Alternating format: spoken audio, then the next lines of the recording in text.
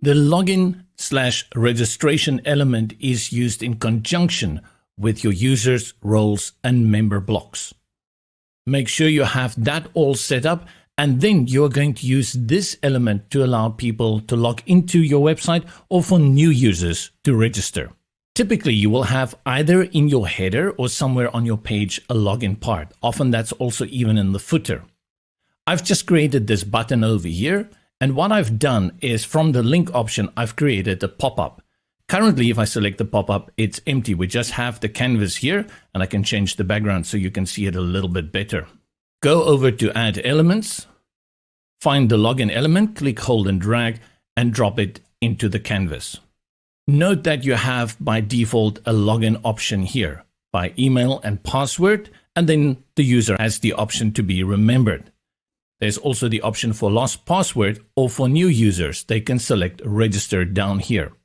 Access the settings in the top right hand corner, and let's go to the left.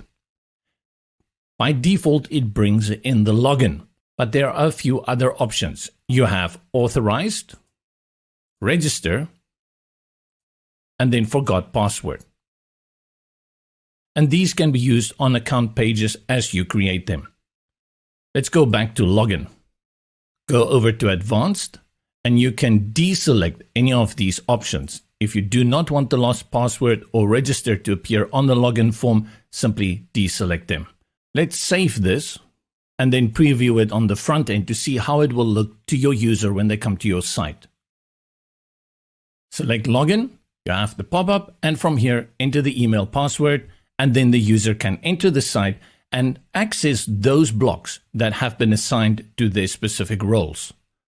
To create a new sign up, we want registration. Let's select login, and I go back to my pop-up that I've created, access the login form, and then select type, register.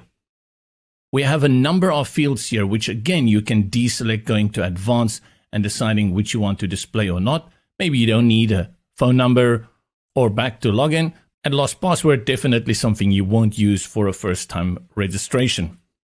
Once you go back to type, you can assign a default role for this person who's subscribed, in this case as a subscriber.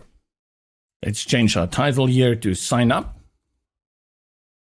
And this is another great way to give people additional access to your site. Instead of just collecting email addresses, really give people this benefit of having them sign up and then providing exclusive content for them to access once they have logged in.